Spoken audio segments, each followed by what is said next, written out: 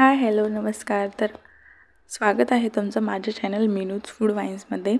आणि आज आपण बनवणार आहोत मस्त रव्याचा उपमा, कोणी कोणी उपीट पण म्हणते. तर चला आपण रेसिपीला सुरुवात करूयात. तर इथे बघू शकता मी सर्वात अगोदर शेंगदाणे घेतलेले आहेत आणि ही उडद डाळ आहे ती मी 2-3 वेळा स्वच्छ पाण्याने धुवून घेते. छान अशी आपल्याला धुवून घ्यायची आहे आणि यामध्ये मी पाणी टाकून 10 मिनिट हे छान असंच भिजत ठेवायची आहे, जेणेकरून आपल्याला उपम्यात ती कचकच नाही लागणार डाळ. हे बघू शकता कांदा मी मस्त जादूने कट करून घेतलेला आहे. मोठा कांदा घ्यायचा आहे, छान चॉप करून घ्यायचा आहे बारीक बारीक. मिरच्या पण मी कापून घेतलेल्या आहेत. एक टोमॅटो घेतलेला आहे, ते पण छान आपल्याला बारीक कट करून घ्यायचं आहे. एक शिमला मिरची घेतलेली आहे छोटी, ती पण कट करून घेतलेली आहे. एका बाजूला एका पॅनमध्ये आपण थोडंसं अर्धा चमचा तूप टाकायचं आहे. तुपाने खूप छान फ्लेवर येतो. तुम्ही तेलही घालू शकता, पण मी इथे तूप टाकते. छान असं पूर्ण कढईला लावून घेते तूप. आणि यामध्ये मी 1 वाटीला थोडासा कमी रवा घेतलेला आहे, थोडा थोडा टाकत आहे मी. तुम्हाला किती बनवायचा आहे उपमा त्यानुसार तुम्ही घेऊ शकता. आणि लो टू मीडियम फ्लेमवर हे 4 ते 5 मिनिट लागतात याला छान असं भाजायला. खमंग मस्त भाजायचं आहे, अगदी लालसर पण नाही होऊ द्यायचं, कारण मग आपलं उपीट आहे ना ते कडवट लागतं. म्हणून असं हलकंसं भाजायचं आहे 3-4 मिनिट. थोडासा आणखी मी टाकते रवा आणि छान असं हे भाजून घ्यायचं आहे आपल्याला. हे तुपाच्या गुठळ्या जे झालेले आहे ते सर्व फोडून घ्यायचे आहे आणि मस्त हे बघू शकता भाजून झालेलं आहे.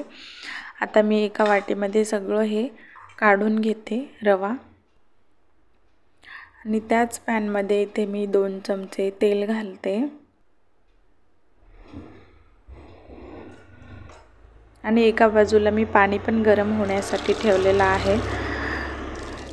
तेल गरम झालं की छान मोहऱ्या घालून घ्यायच्या आहे. मोहऱ्या छान तडतडल्या की लगेच जिरे घालून घ्यायचे आहे. आणि सर्वात अगोदर मी शेंगदाणे घालते आणि लगेच इथे डाळ घालून घ्यायची आहे, जी की आपण भिजत ठेवलेली आहे. त्याच्यामधलं पाणी सगळं काढून टाकायचं आहे आणि डाळ घालायची आहे.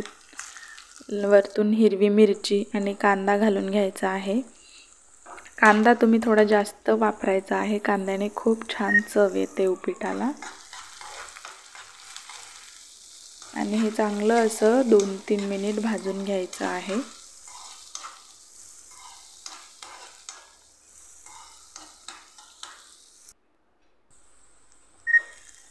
मस्त भाजून घ्यायचं आहे.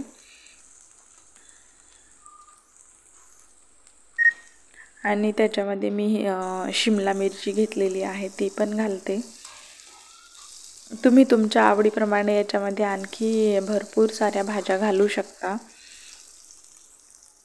तुम्ही याच्यामध्ये गाजर घालू शकता, गोबी पण घालू शकता, तुमच्या आवडीप्रमाणे. आवडत असेल तर घालायचं, नाही तर स्किप करायचं.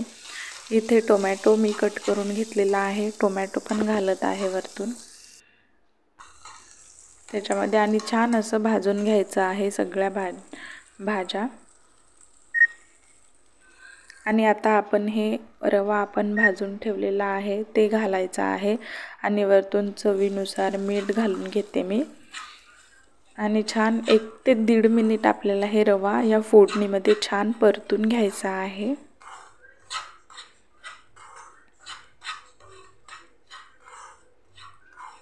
तुम्ही रवा अगोदर भाजण्याऐवजी असं फोडणीमध्ये पण भाजू शकता, पण ते अगोदर तुपात भाजल्याने त्याला छान चव येते आणि सगळा असा एक एक त्याचा दाणा भाजला जातो. बघू शकता मस्त असा भाजला गेलेला आहे रवा आपला, छान दिसत आहे. आता आपण याच्यामध्ये पाणी घालूयात. मी पाणी गरम करून घेतलेलं आहे, गरमच पाणी घालायचं आहे, थंड पाणी अजिबात वापरायचं नाही. मी थोडं थोडं करून पाणी घालून घेते.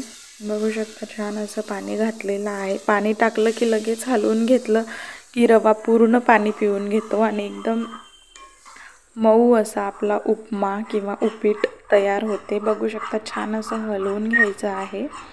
आता गॅसची फ्लेम थोडी फुल केली तरी पण चालेल, जेणेकरून हे पाणी छान असं लवकर सोकून घेतो रवा। आणि कंटिन्यूअसली याला छान असं हलवून घ्यायचं आहे।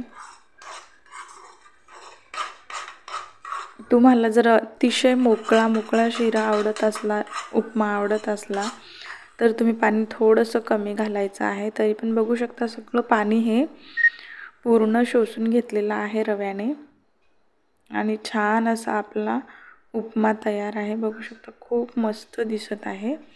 वरतून छान कोथिंबीर घालूयात आणि तुम्ही यामध्ये हळद पण घालू शकता, पण असाच खूप छान दिसतो।